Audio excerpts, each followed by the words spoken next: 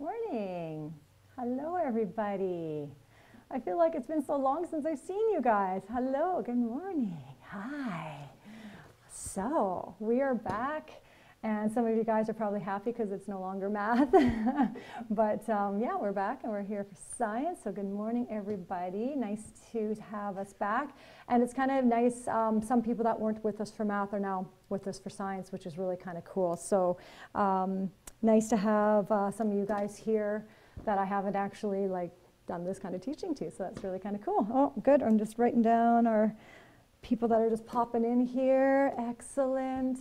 So tell me about your weekend. How was it? Did anyone do anything special? I'm assuming some of you guys did some work and all those fun things. And yes, and Alyssa, you're brand new, I believe, so welcome to the class. I'm glad you're able to make it on here and figure out how this all works, so that's great. Went to seminar and played basketball. How'd you guys do, Kaylin? Oh, are you still sick, Angelina? It is going around. It is insane how many people are sick right now. Yeah, no math. Key, come on. Math is awesome.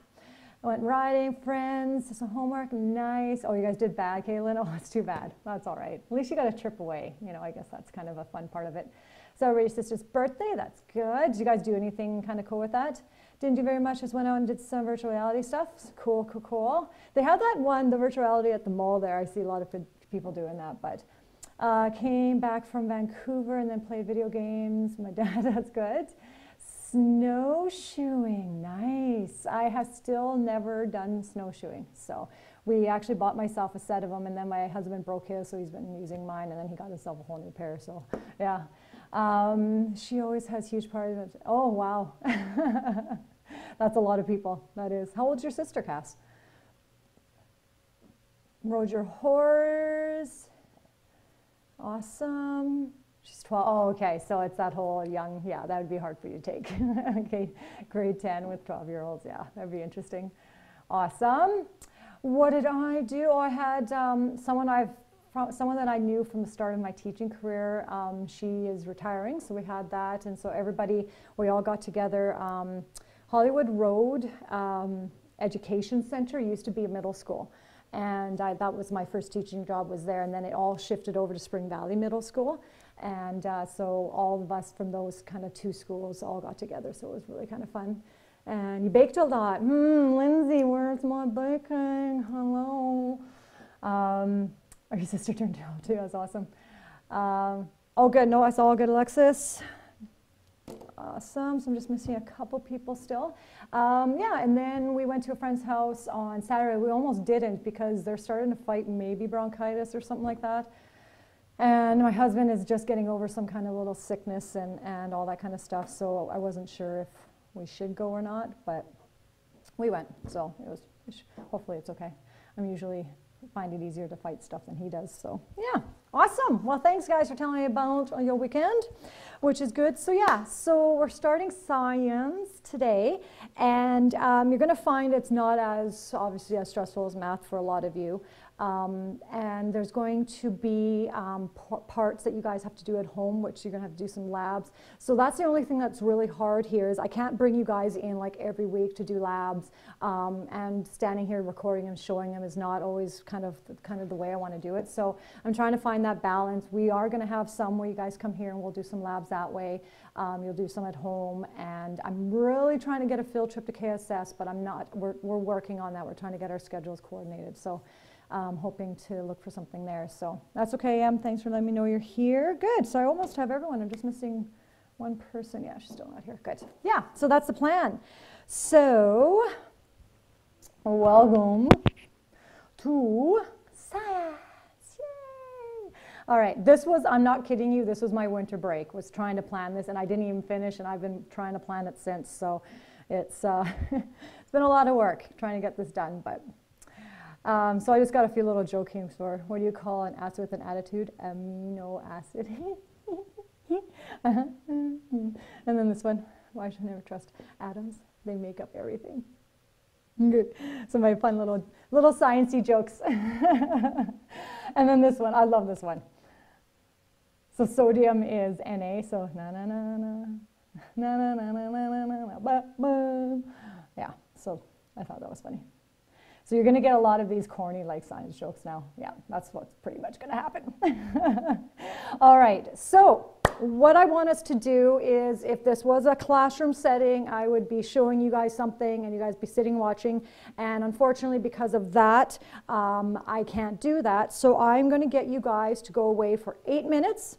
I want you to go to the Moodle site under Science. It's in the beginning, it's under General, so let me show you what I am talking about. So this is the start of the Science site, this one right here. And here it says Intro Lesson, Monday, January 29th. Right here I have unhidden for you. My stuff is showing that you guys see, but right here it says Hidden Miracles video link. I would like you guys to go watch. It's basically roughly about 7 minutes or so. So I'm going to give you guys 8 minutes here and go and watch that and then return. Okay, so I'll see you guys in 8 minutes.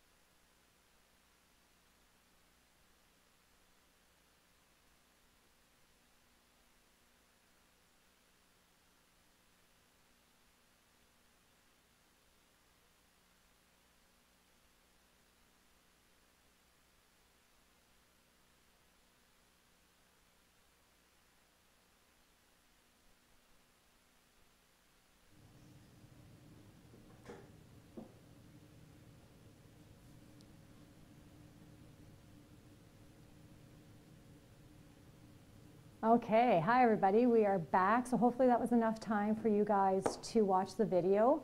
You didn't like the bugs?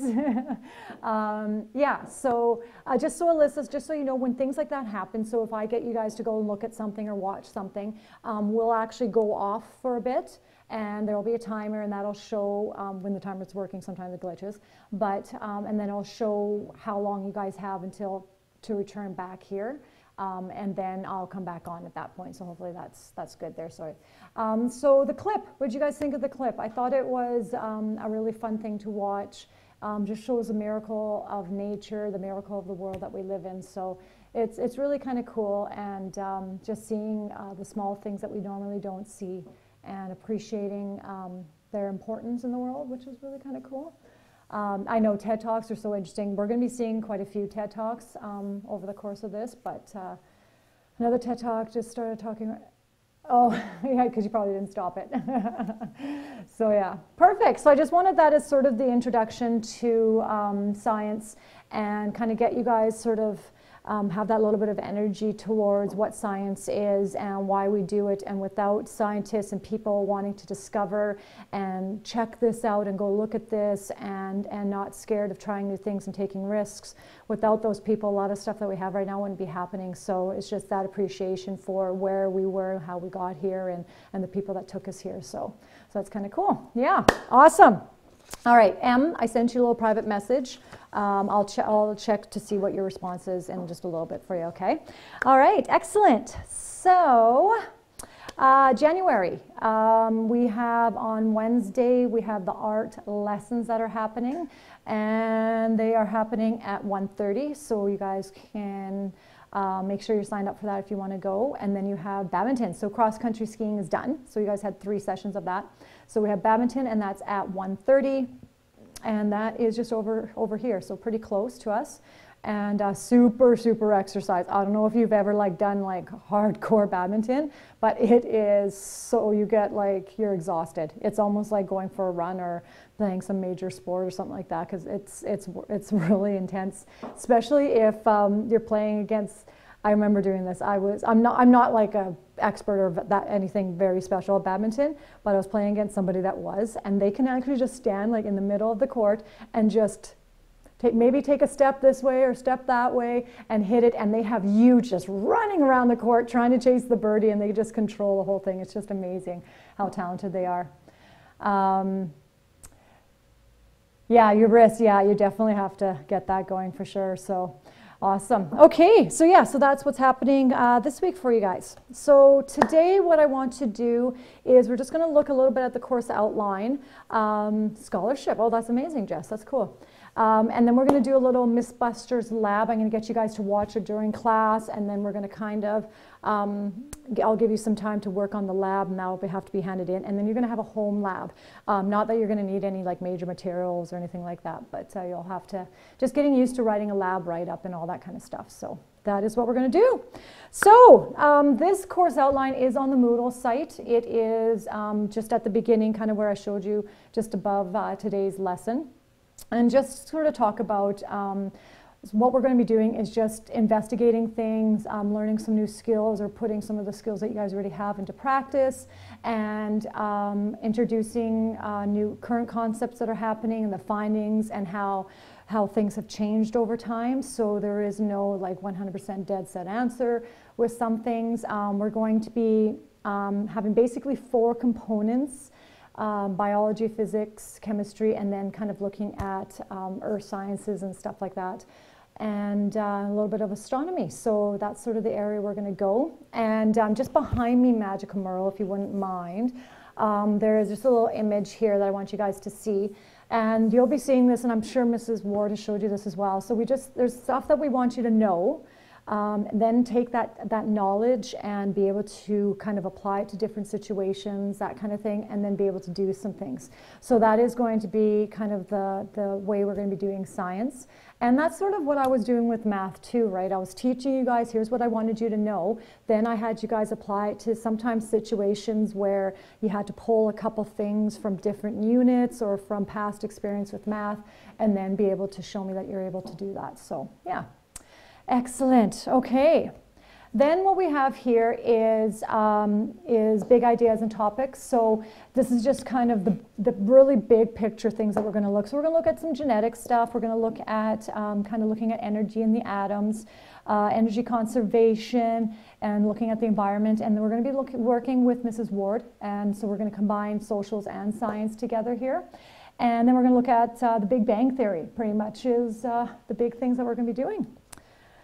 And these are curricular competencies, and you've probably heard this a lot, and especially with probably English, you probably brought that up.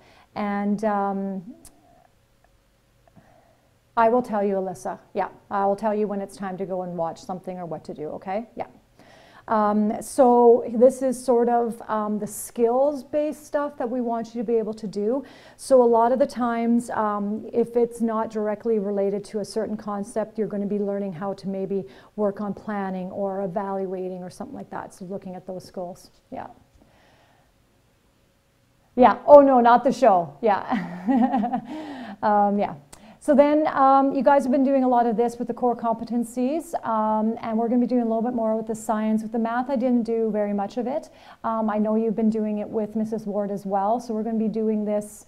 Actually, next class, you're going to be doing a core competency reflection on what the homework assignment that you guys are going to have. So you're going to be seeing this happening a lot, and if you remember with Mrs. Ward, this is not a mark thing. This is a reflective piece. This is core competencies or something that you have, they call it from cradle to grave kind of thing. It's things that you work on your entire span of your life and your different areas and those sort of things, just recognizing where you're at and that sort of thing. So yeah, so we're going to be looking at that, looking at lifelong learning, communicating, and looking at critical thinking and personal social skills, all this sort of stuff.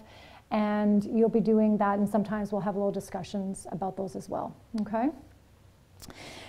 And then just general assessment and evaluation. So there's going to be a variety of methods that we're going to be using. So we're going to have labs. We're going to have a few quizzes here and there. I don't anticipate any tests. It's probably going to make some of you guys happy. So we're not going to be doing tests, but there's going to be a lot of project-y sort of things, assignments that I want you guys to be doing. So you're going to have to make sure that you are those are getting done, you're putting your best effort into those and that sort of thing. So yeah, so that's the evaluation part. And then here's just a whole bunch of ways that I'm going to be looking at. So I'm going to look at your assignments, labs, projects, quizzes, some self-evaluation stuff. I'm going to look at your use of vocabulary, how you problem solve, your critical thinking, how you participate in this class is going to be a big one. And then when you work with other people, when we do little breakout rooms or anything like that, I'm going to be looking at those sorts of things, peer assessment, all that kind of stuff. So as for a science final exam, I don't think so. But I don't always know how things progress as they go. So I'm going to say no, but yeah, that's what I'm going to say. I don't know. I'm saying no. Okay. Yeah. Okay. So yeah. So any questions on assessment, evaluation, any of that stuff? Oh, yeah, no. Okay, so assignments, projects, they can be improved upon. So that was the same thing with math. If there was something that you wanted to fix, you guys are able to do that for me. So you can get, you're always welcome to redo any assignment, test, quiz, or anything like that. I will always use your better grade and always want you guys to have that desire to do better, to learn and figure out from your mistakes, which is always a good thing, right? Isn't learning from your mistakes, and I always try to make sure you do that. And then periodically, as you guys know, with math, I was sending home progress reports, and those will be going, and please understand that those are snapshots because, for example, if I had one quiz on there and quizzes were worth 30%, that one quiz would be 30%. If I do another quiz, then it'll be 15 and 15. So that's why marks are really skewed at the start, and so it's going to be some extremes. If you did really well on that quiz, you're going to have a phenomenal mark. If you didn't do well, it's going to be quite low. So just understand it's a snapshot. See, is there something, oh, I really didn't do well in that quiz. I'll see if Ms. Mack will, if I can redo that. I'll do a little bit of studying and redo that. Or, oh, why is this blank? That means I didn't hand this in. I don't know what this is, you know. So just looking at where you're at and seeing what you can do to improve and better show your learning. So yeah, so it's just a general idea. The one in Moodle, I don't like it, guys. I know that's where you guys just kind of go and look, and that's fine. Just don't be kind of married to the mark that it shows in Moodle, because it doesn't allow as much freedom as it does with the program I use. So it will give you an idea of what you're owing still, and it'll give you a rough idea where you sit, but don't go, oh, Ms. Mack, the one you sent home and the Moodle don't match. Yeah, they're not going to.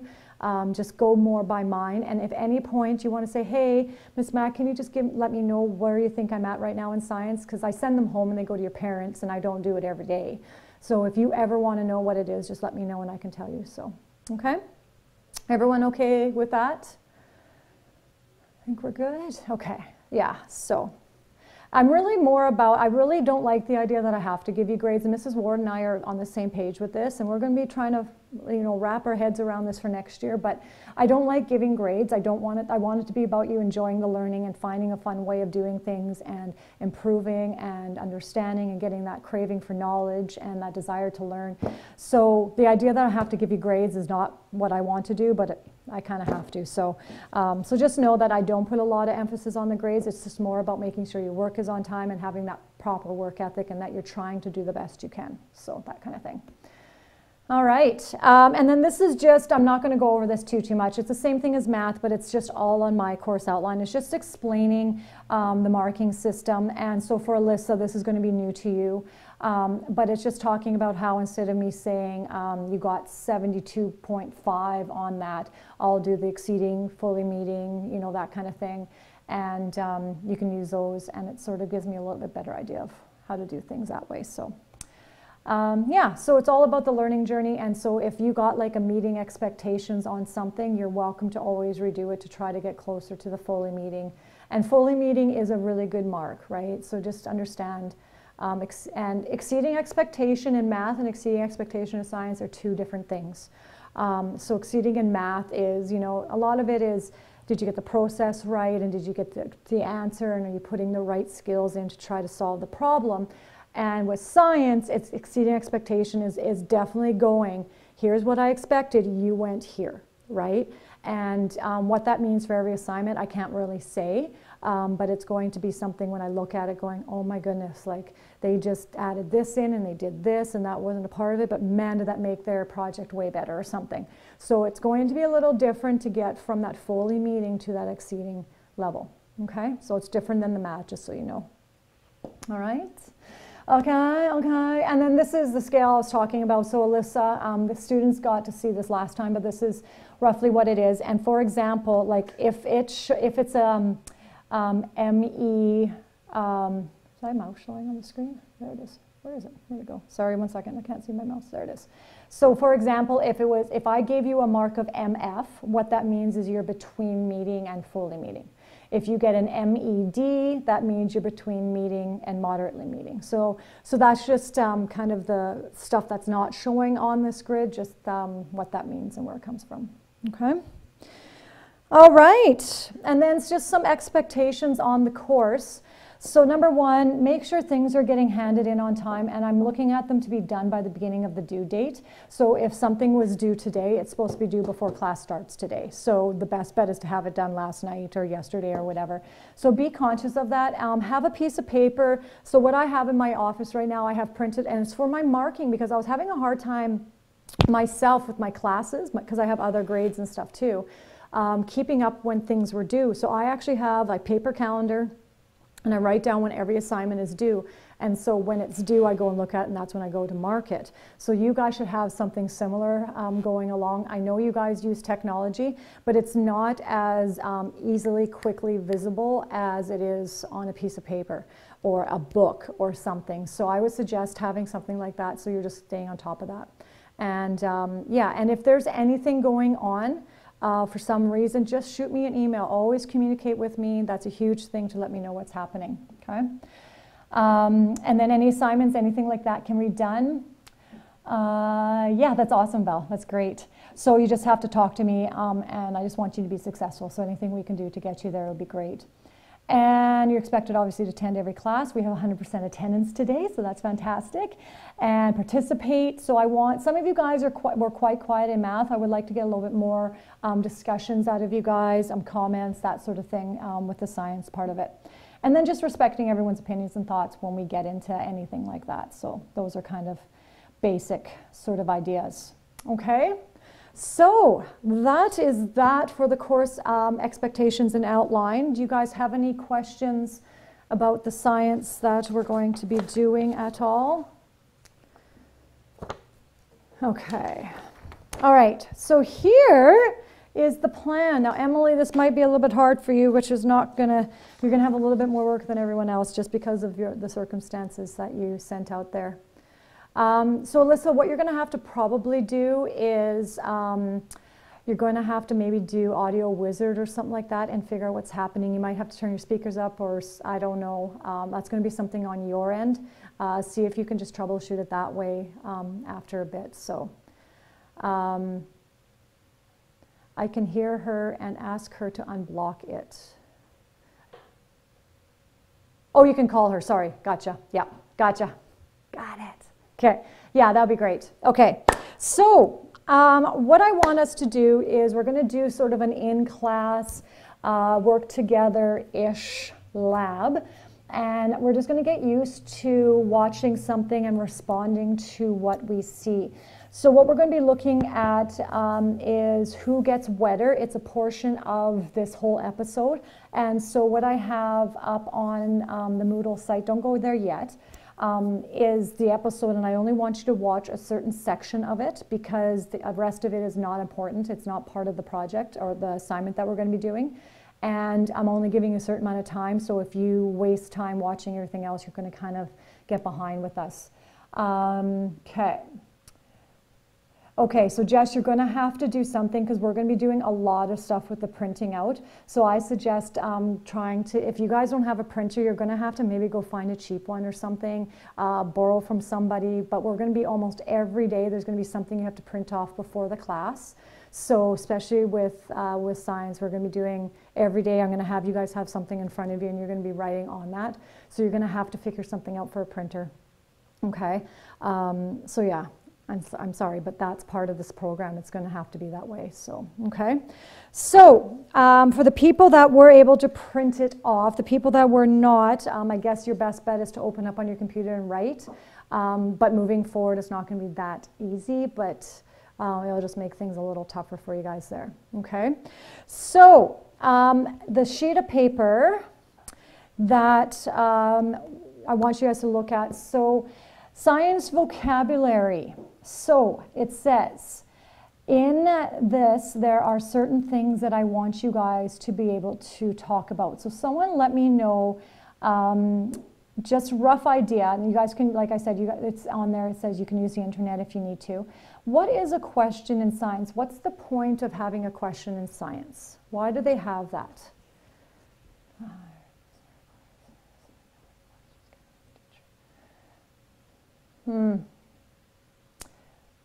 Yeah, the recording started just Blackboard, so you'll have to do Audio Wizard. You're going to have to check a few things on there. Because I don't have you. No, you're all good there. So, yeah. Okay. To prove something, thanks, Katie T. What else is, why else do they ask questions? To find an answer to something unknown, not understand. Thank you. Any other thoughts why they ask questions? Why do they ask questions? Any other ideas? So we have to prove something, find an answer to something unknown or not understand. What else? Oh, Slade's back now, good. I am in live classroom, yeah. Because you're curious, good, yeah, to discover the possibilities. That's all, that's what it is, right? So the question, okay. Expand your thinking. Perfect. Great, great answers, guys. So that's what the question does. It gets you thinking about things. You might be curious about it and you have a question. It might lead you in a direction to figure something out, to prove something. It is the direction that scientists take with whatever they're going to do. That's what the question leads them down. So if the question is, why is the sky blue? I wouldn't go and research something with a computer over there, right? I want to make sure that it directs me to what I'm trying to find and solve. Okay. Oh, Emily, good call. Alyssa, are you in the live classroom? That's why she can't hear us. That's probably it. Thanks. If you guys can like try to help her over on the side, that'd be great. Thank you. Oh, yeah, I know. I know. There is answers. Okay. Good. Okay. So yeah, so hypothesis. What is a hypothesis when we're doing experiments and stuff like that? What would be an experiment? Good. Okay. Kind of an educated guess. Yeah, good. A guess about what? What's the educated guess about? What do we think? What's it about? Good. Thank you guys for helping her. Hypothesis and idea, explanation to test. Perfect. Yeah. Theory about what something works. Exactly. So hypothesis is once the question's asked, they've done research, they've thought about it, they've put all this stuff together, and they come up with sort of an answer to what they think. And most of the time, guys, are wrong. And that's what science is. You do something wrong, you're like, well, that's not the wrong answer, so let's try it again and then see what we get. And so basically, instead of trying to always get it right, you're trying to eliminate all the wrong possibilities. And a lot of things have been discovered in science by doing something and finding it didn't work. So they were doing experiments, and that's how Post-it notes got discovered, and how glue and all of these things got discovered, and Velcro and everything. They were doing something else, and they're like, oh, hey, look what just happened, right? So it's not always a bad thing failing, and that's why I always tell you mistakes are good, and that scientists live by that every single day. So exactly, right? You have to keep going, and I can't even imagine doing something that many times. That would just be, I definitely would have stopped. So it shows like the perseverance that some people have, right? And then experiment, and then experiment is actually performing what you want to do and trying to solve with that focused direction what you're looking to do. You're answering the question basically and doing certain steps, certain things, certain whatever it is to try to prove that answer and try to see if your hypothesis is correct or not. And then the conclusion is what happened. Okay, were you right? Were you wrong? Why were you right? Why were you wrong? What happened? And sort of just kind of relating it back to the hypothesis. So. All right, so just a review of those terms that you guys are going to need to know about that. So what I want you guys to do right now is there are, where's my sheet? There are a couple questions that I want you to answer before we actually do any watching of the video.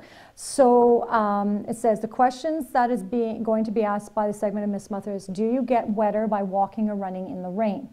Given this question, what hypothesis do you have? So what I want you to do is I want you to create your own hypothesis without kind of any viewing of the actual episode.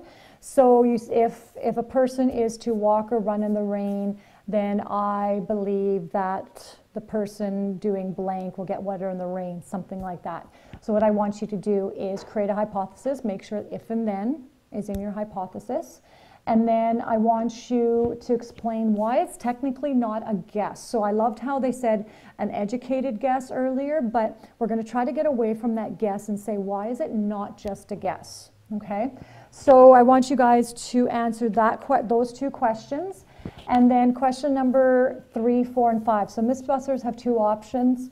Conduct the experiment indoors in controlled conditions or outdoors in nature. What is a controlled condition? So I want you to try to explain what that is. Number 4, what is a variable? What are the 3 types of variables? And those are variables for science because there are variables like in math for algebra. And number 5, what is the difference between a controlled and an experimental variable?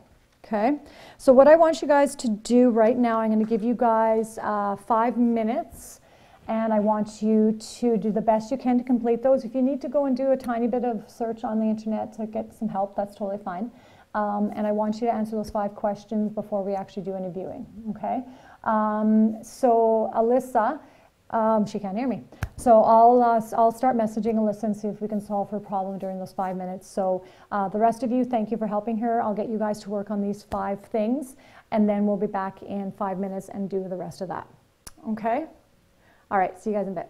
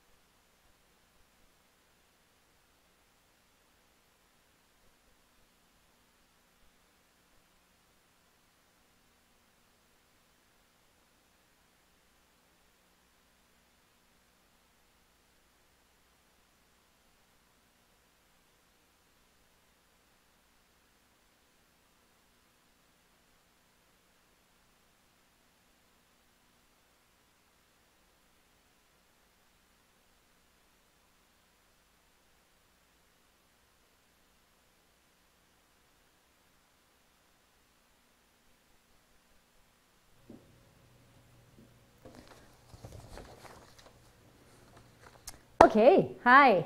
So if you didn't get it finished, you'll just have to finish it after that. So it was just a little bit of time for you guys to get some of that done and going. So the big thing is, what I want to know is, what question is there? It is. Why is a hypothesis not necessarily a guess? What's the difference? What did you guys kind of come up with for question number 2 there?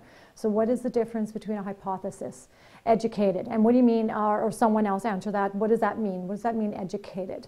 Just a little bit more explanation on that. So what would that mean if you said hypothesis more is educated? Researched, yeah. So I guess it's just basically, it could be random. In 5 days, it's going to snow. Okay, so I'm going to random. Or on May 20th, it is going to be sunny 50% of the time, right? I'm just taking a guess. But when it becomes a hypothesis, I go look back at the Farmer's Almanac or something like that, or I do some research or anything like that. So that's the difference. Yeah, so it's research. Thanks, Belle. Yeah, you're not just kind of randomly picking an answer. You find something to prove what you're talking about, and then you test it, right? Perfect. Yeah, so that was the big one. I really wanted you to make sure you understood the difference between hypothesis and a guess. So here is what's going to happen. So we got Winnie the Pooh. Winnie the Pooh. Okay, so we will now watch Mythbusters, and you are going to have some questions to answer during it. Not necessarily questions to answer during it, but you're going to have to record down some of the numbers that they found out through their experiment. And then there's going to be some applicable questions that you answer afterwards. Okay? So what I want you guys to do now is I want you to go on the Moodle site. So I'm going to show you that. Okay, so on the Moodle site, right below where it says, or right where it says hand in, if you click right below it is the actual clip. And note that it says from basically 16:16 to 31:10. That is the length of the video I want you to watch. Try not to watch before or after, because I'm not going to give you that much time to do that. And in there, on your sheet of paper, there's actually spots on your paper to write down some of the data, because they're going to be giving you guys some data. So you're going to be make sure that you're jotting those down. And if you miss it, then obviously you'll have to go and rewatch it, but you won't have a chance to rewatch it today. Okay? So what I want you guys to do, I'm going to give you guys, it is a 15-minute chunk of time, so I'm just going to give you guys about 18 minutes. Watch the clip, and then wherever you're at, take notes, and then if you finish, start answering some of the questions that follow from what you watched. Okay, so so yeah, so I'll see you guys in 18 minutes, and you guys can go watch that clip. Okay, see you in a bit.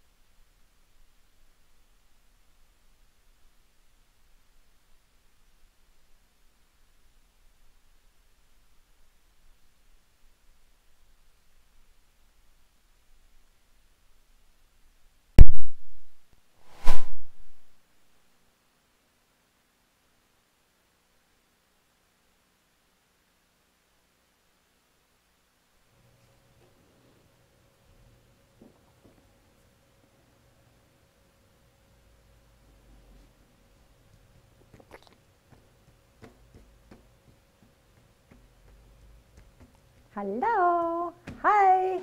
So hopefully you guys were able to finish watching that. Those guys are so fun, right? They do such great things. I don't know if you guys watched how many episodes of this show that you ever watched before, but it's so entertaining, and they just have a pure love for science and discovering things and figuring things out, and it's really neat for them to do that. So yeah, it's good. So they were trying to figure out the age-old thing, do you get more wet when you are walking or running? So what should you do if it's raining, kind of thing. So obviously they found out that you get less wet if you are walking, right? And okay, yeah, thanks, Sam. So they did their experiment. They did it in basically a controlled area, and then not so much controlled. Oh, good. Thanks, Sam. So they were able to do that. So what we're going to do is I'm going to actually take you guys, I'm going to just kind of shift over to, why do you think, Caitlin? Why do you think you get less wet when you're walking than when you're running? Or anybody? Why would that be the case? Why do you think you get less wet when you're walking? Because I think I don't think they really answered the question. They just found the answer, but they didn't kind of get into detail. So you do have less time when you're running in the rain, yes, but now you got to think about what happens when you're running. Is going to just your shoulders and your whole front. You gain more water. Yeah, so it's kind of think about when you're in a vehicle and it's raining. What happens when you're sitting at a light and the rain's hitting the windshield, and then think what happens to the rain water hitting your windshield when you're going faster, right? Think about what happens when it actually hits the windshield versus when it hits the windshield when you're sitting. So it's the same kind of idea. So it has to do with the motion and how much actually you're kind of driving into it, and kind of two forces are hitting versus one is kind of more potential energy, kinetic energy, that sort of thing. So yeah, good. Yeah, so that kind of thing, right? Good. So that's sort of the idea of what they're looking at, but they wanted to prove it, right? Like a lot of people, there's some people that still think just walking in it, if you just kind of walk, you'll get like less rain on you or get less wet. So they wanted to prove it in their experiment, right? Now, this doesn't mean that's the final answer, right? That's the thing about science that's really cool, is that for something to become a theory or a correct answer and thing like that, it has to get proven multiple times, not just once. I can find a way of proving something once that is actually quite wrong, but I can make it right. Like, you know, that old adage, a broken clock is right twice, right? So if it's broken, when it hits that broken spot twice, it's going to be correct, right, as the hands move around in a 24-hour time period. Same thing with anything in science. You have to prove it multiple times for it to be considered a correct response or a correct theory or something like that. Yeah. Yeah, you have to do it and try different variables and just do all that sort of thing, okay? So what I'm going to do is I'm going to take you guys to the actual piece of paper. Where is it? The myth, if caught in the rainstorm, would you stay dry or running for shelter instead of walking, that kind of thing. So there are some questions I want you to answer. So they had a question at the start of it. So you write down what the question is. Write down what your hypothesis is. So that was from one of the previous questions you already did. The variables that they accounted for in their experimental design. So there's three things, list three variables that they took into consideration when they were doing this. Question number 9, what is the conclusion that they drew from the experiment? So that is information that you can get. If you have to go back and watch the video again, that's totally fine. All right. So then there is a table of their data. And in here, there is a column that you have to figure out yourself. And right below it actually is me helping you, but I'm pretty sure you guys will be able to figure out that you just have to basically subtract to try to find the answer for that. And then what I want you to do also is calculate the average. And here in this box right here is just a reminder of how to find average. You add up everything and divide by how many individual items you added up. Okay. So what is the average amount of water absorbed when they were running, and what is the average amount of water absorbed when they are walking? All right. So that is kind of some of the follow-up questions that I want you guys to do for that. And then number 12, it says, based on the data recorded in the table above, so the previous page there, I want you to create a scatter plot. And a scatter plot, I'm just going to grab my pen out, sorry. A scatter plot is basically when you do little marks along the way, something like that. Like that's sort of a scatter plot. So you create it exactly like you would, oops, I'm in the wrong spot there, any kind of graph. So here is where you put the title, okay? Here is where you label your x-axis. Here's where you label your y-axis, okay? And what you're going to do is plot the points for running and walking. So right here is the legend for walking and running. So let's say all those are the x's, and let's say running are all of these O's here or something or whatever, okay? And so you're going to have numbers in certain areas, and you're going to have to label what these things are. So you're just basically creating a normal typical graph that you guys are used to creating, okay? So that's what I want you to do on this one here. And then the one below it is you're going to create a bar graph now. So you're going to create some kind of bar graph, whatever it is. Have some kind of legend, so you can do things that are polka dotted, could be the walking, and the things that are blank are the running. So everywhere you see the dotted one, that means it's walking or whatever. And again, make sure you're labeling your axes. This is not showing up well on the screen, but trial 4 should be over there, I think. Yeah. All right, and then give one advantage of using a bar graph and a scatter graph as we display the data. So you're just going to be comparing, and what would be an advantage of using the graphs to display the data versus the data table and stuff like that, okay? So these are the questions that I want you guys to finish. So you're going to do a little bit of plotting on the graphs, a little bit of plotting. You're going to do a little bit of subtracting and doing some adding and dividing to get average, and then subtracting to get the total amount of water absorbed. And then you're going to answer these 4 questions from after watching the video. Is it on the same spot? Okay, so what I might do is I'm going to see if I can just fix that. Just move it over. Yeah, so if you guys have, if yours is over here, just write trial 4 over here.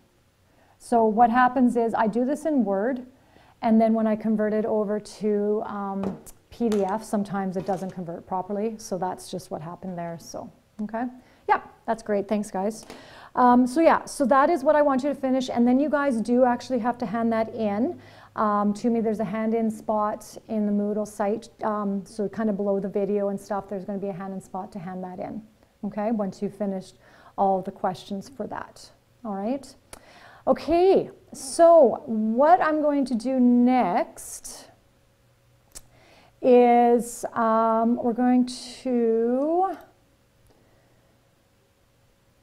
go to the next thing. So paper airplanes and scientific method. This is your homework, okay? So what you're going to do, see, I got Winnie the Pooh, he flew in. You want to see that again? Watch, visualizing. Okay, so what you're going to do is you're going to actually make a lab that has to do with paper airplanes. So that's why this one is easy, because all of us have paper at home. Yes, we did, Alexis. It's a little different, tiny bit different, but kind of the same idea. So just to get us into, and you can research this, Caitlin. So you're welcome to do some research on paper airplane designs. It's totally up to you. So let's have a peek at the actual write-up for the paper airplanes.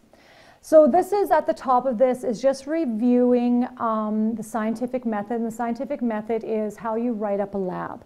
So questions, hypothesis, variables, materials, procedures, conclusion, your data, everything is all in there. And it sort of just gives you a little bit of a reminder of what is part of the scientific method and what needs to be a part of your lab when you do this, okay?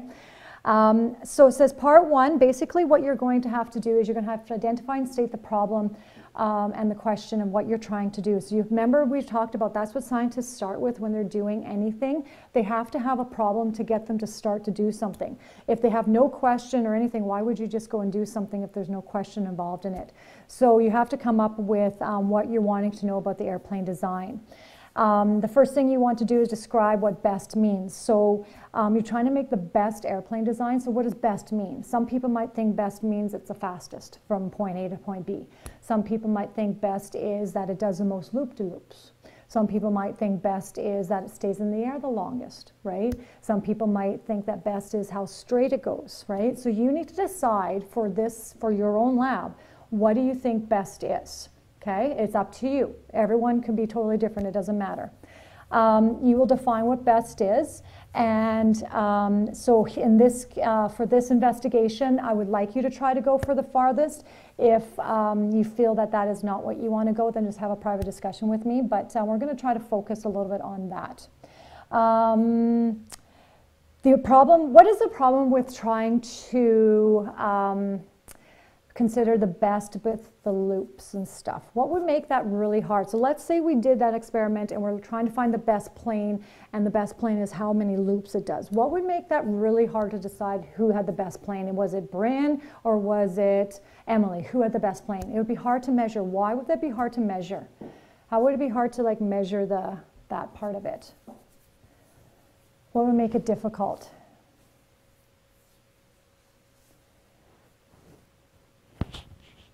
What would make it hard to decide who had the best airplane if we're looking at the loop-de-loop section of it? The designs, okay, yeah. Sorry, I just see Jess left me a message. Okay, thanks Jess, I saw your message there, okay. So, good, it could be that. What I'm kind of going for is my idea of the best loop-de-loop. Like let's say Magical Merle and I both watched the same airplane. I might give it a 5 out of 5 and he might give it a 4 out of 5 because maybe his idea of one of the loops was not as good as what I thought it was. So it's very subjective. So what you would have to do is spend some time to come up with criteria going, okay, for a beautiful loop-de-loop, it would have to literally go 360. The size of the circle of the loop would have to be this big because a little one wouldn't count and too big of one is not good. So there's so much subjectivity to it that you would have to like really be concise with what would be good about it. So it would make, and the angle, like was it going up in the loop-de-loop, like it would just be so much, right? So yeah, okay. So now you decide what you would like to test. So what you're going to do is decide how you're going to change your airplane. Are you going to change the length of it? Are you going to change the weight of the plane, the style of the plane, the position of where maybe you have some weights on it, or whatever else you want to do. So what you're going to do is create a plane design, and it's going to be whatever you want to do, and then you're going to change one thing on it. Does anyone know what variable that is when you change one thing on it? What is that called? Which variable is that? When you change the one thing on it, it's the thing that we're changing. We did talk about it in math, actually. I remember talking about it in math. We actually wrote it down. What is the one that you change one thing? Yeah, it's the independent variable. So it's the variable that you change, and then the dependent variable is where you find the results, okay? So you're going to make an airplane, and you might decide that you're going to change the design of it. So this first airplane is going to look like style A. The next airplane you do is going to be style B, and the other airplane you're going to do is style C. And then you're going to test those and see which one goes the furthest. Maybe you're going to test the weight of the airplane. So airplane number 1 is just going to be your basic airplane.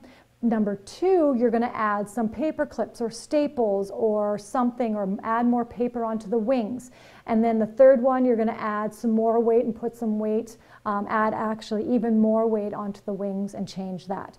Maybe you're going to change the wing flip part of it, right? So maybe the first one, they're flat. Maybe the second one, the wing tips are up. And maybe on the third one, the wing tips are down. So you're going to decide how you're going to design your planes, and you're going to have to change something about it. Yeah.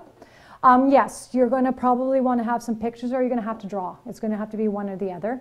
So it's up to you what you decide you want to do with that. Okay. So then state your hypothesis. So you're going to have to kind of maybe do a little bit of thinking, do a little bit of research, and then come up with your hypothesis and say, if I am testing the weight that is applied to the airplane wings, then the one with the 5 pounds of weight will fly the furthest than the other two, or something like that. So after you've kind of done some thinking about it, done some research, then you create your hypothesis about which one of your designs do you think is going to go the furthest before you actually do anything with it. Okay, this talks about just the variables. Now, the control variables are huge. What are the control variables in an experiment? What are control variables?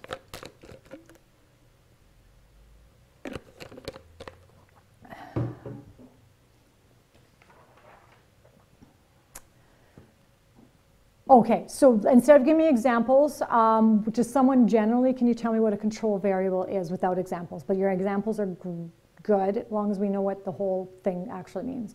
So what would be a control, generally, a general idea of what is a control variable? So we know independent variable is what we're changing, dependent variable are the results, what we're looking at. What's a control variable? Good. So make sure when you use, when you're defining something, don't use the word you're defining in the definition. It just makes it, because it doesn't really show what you're meaning exactly. So control is everything that we keep the same, right? So a controlled, if I want to test what's giving me zits, let's say. If I want to test what's giving me zits, I have to keep everything the same except for one thing, okay? So maybe I think milk. My friend, actually, this was true. She found out that milk, her allergy to milk gave her zits on her face. So everything stayed the same. Every single day she did the exact same thing, didn't introduce a new food, didn't sleep different, didn't put new night cream on, didn't do anything different except she drank milk. And then when she stopped drinking milk, what happened, right? So you have to make sure that everything stays the same. So some of you guys are giving me some examples. So if you are throwing it outside and it's raining, the next time you throw it, it still needs to be raining, or else your plain results are not going to match because things are not the exact same.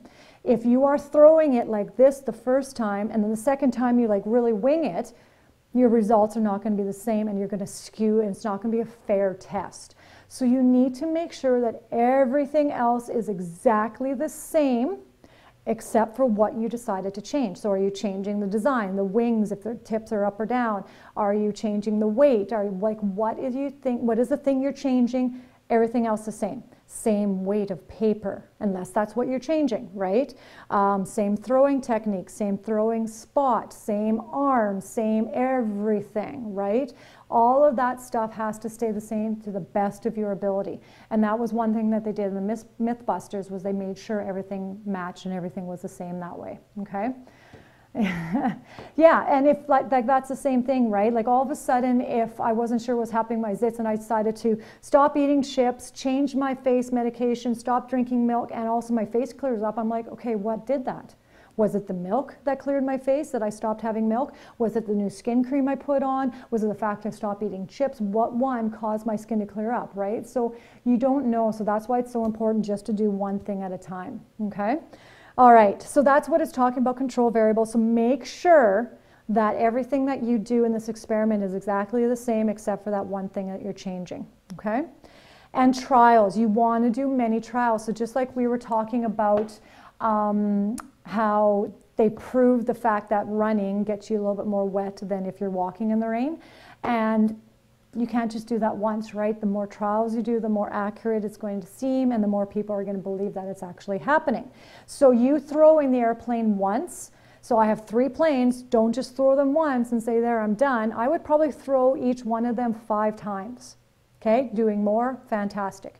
But I'm going with probably a minimum of 5 would be a good one for you guys, okay? List of materials, procedure. Procedure should be where if I look at your procedure, I can do what you did. That's what I'm looking for. So if you go fold an airplane, throw it 5 times. That's not a good procedure because I don't know, one, how did you fold it? Do you have a diagram showing me what you did? Do you have a picture showing me of how it looks? So I need to be able to do that. How did you stand? What kind of force did you throw? What did you do to your plane number 2? So you're going to have to keep adding on information in your procedure so I know what to do, okay? So far, how are we doing understanding? I'm hoping you guys have done labs before, so I'm kind of going over this again with you. Can you guys focus back on to the lesson? That would be great. Thank you. So is everyone okay with this so far? Okay, good. So then data. So once you've done, when you start getting ready to actually do your trials, you're going to have a data table to record your information. So this is an example of one that you can use. If you do more than 5 trials, you have to add the trials on. Okay, so this is just sort of a rough idea of how you do it. And then the last part here is showing you the average. All right, so you did all these trials. What was the average speed of your plane for plane number 1, plane number 2, plane number 3, okay? And then you're going to analyze your data, okay? So you're going to make a graph, and I'm going to show you a really good program that works for creating a graph. So it's the one down here. So creating a graph, it is a good site to go. It's super easy, and I've actually provided you guys with kind of really detailed instruction of how to use the program so that you're kind of using it to the best of its ability. So yeah, so you're going to have to label a graph. You got your X and Y axes, you have a title, you have all that kind of stuff that has to appear on a graph. Okay, but that's all going to get done for you in the program. If you choose not to use the program and you draw it, you're going to have to make sure all of this stuff's included, because the program works its way through and makes sure they are included. If you don't follow the program, it's just going to be a little bit more work that way, making sure you have everything there. And then analysis, refer to the lab write-up format, and I'm going to show you what that is, a format, so you can see that. And then drawing your conclusion. Now this is the one that I really look at quite diligently, because I don't want you to say that, I don't want your answer being the conclusion to my experiment was plane number 1 went the fastest. All right, that's fantastic, but I need a little bit more. I want you to say, was your hypothesis right or wrong? Why was it right or wrong? Okay, why was it the fastest? Why do you think it was the fastest? Was there some reason why plane number 2 and 3 didn't work? I think plane number 1 was the fastest. It was what I believed was going to happen. I think if I did this lab differently, I would make sure that plane number 2 was as perfectly designed as plane number 1, because I think that caused a problem. So you're just talking generally in a conclusion about what happened during your experiment now that you have the results and everything's in. Okay, so create a graph is this guy, and again, like I said, it is on the Moodle site, and the link is there. If you just type create a graph in Google, it's usually the first one that pops up, and it goes step by step here. Creating a bar graph. Design is one of the tabs. It tells you what to do there. Data has each little piece done here. And then I have an example here of making a comparison one. So this, you guys don't have to worry about that too much, because you're only doing, well, actually, yeah, you do, because you'll have 3 different planes. So you'll probably have 3 colors showing. So maybe in trial, you might have trial number 1 here on the bottom, and plane 1 is green, plane 2 is purple. It's actually purple on my screen, but there it's bluish. And then maybe plane 3 is red. And then you'll show what happened in trial 1, where they went. And then trial number 2, you'll have over here, trial number 3, trial number 4, trial number 5, okay? And then it shows you how to print and save, how to do all that kind of stuff, depending on how you want to hand it in. So if you're just going to copy and paste it and put it onto the document and upload that, if you're going to print it off, take pictures, upload that, it just depends on what you want to do, okay? So this is on Moodle, and it shows you how to go through that site, okay? And then the lab format is also there, so it just reminds you of how to write a lab. We've talked about some of the parts, but it's just going to sort of go through it a little bit with you. So number 1 is questions, talking about the variables. Then we got the hypothesis, we got materials listed here as an example. We have the design. If you're talking about any apparatus, you're drawing something. So this might be where you're showing me pictures of your planes, or you're saying, see attached documents of the blueprints of your design or something. Procedure, here's an example of a procedure. Then it goes through and talks about your data and your observations. So data and observations can be 2 separate things in this one. So you might have your data table with the official time. So you have a stopwatch, and you said it went for 5.2 seconds. But you might also note and say, when I threw the first one, it seemed that I had a little bit too much force and it sputtered at the start. Or when I threw the second one, a gust of wind came and I think that affected my results, right? So you're not only just taking data information, you're also writing down things that happened during the experiment or what you noticed. You might say on the third throw was really weird. It kind of did a loop-de-loop, like the first two didn't do that. So you're just jotting down things that you observed while you're doing your experiment. Data table talks about discussion questions, things that you need to talk about, and then a conclusion, and I give you some checklists to make sure that you know that you have everything on your table or on your lab write-up. So what you are going to do is you're going to make a lab write-up using this as a template, and the experiment you're going to do is the paper airplane, okay? Everything stays the same. The only thing that changes is whatever you're deciding to change. Okay, so it could be the weight of the paper, the design of the plane. Maybe you change how it's pointed with the wings. Maybe you add some weight onto it. Maybe you do something else that you think of. That's totally fine. Okay. Yes, so this is going to be due for Wednesday. So yeah, so that's that. So I'm going to show you on the site here. You know what? 1 second here, guys. There we go. So here, if you go under Mythbusters, here's the hand-in for it, and that's due on Wednesday. So you just have a few questions to answer, a couple things to draw, so it shouldn't take you too long. And this class, we're almost done here, so you have some time to finish today. Here is the airplane lab, the actual lab. You click on that. Here is the create a graph instructions for you. Here is how to write the proper write-up, and then here is where you hand in your paper airplane, which is going to be due on Wednesday. Okay, so you have all day today and all day tomorrow to perform your lab and write your lab write-up. Okay, so all of that stuff is there for you. So any questions on the lab? Any questions on that? Gonna make me excited again. Yes, you have solicitors tomorrow's. Yeah. Okay, so everyone okay? Yes, with Mrs. Ward, yeah. Yeah, okay, good. All right, always know that you can always ask me questions, right? So if you're stuck on something you don't understand, just have a, or you can look on the internet, it might be able to answer your question that way as well, okay? All right. Yes, Wednesday Science again. So what I want to point out, okay, so Alexis, I'll get to your question in 2 seconds.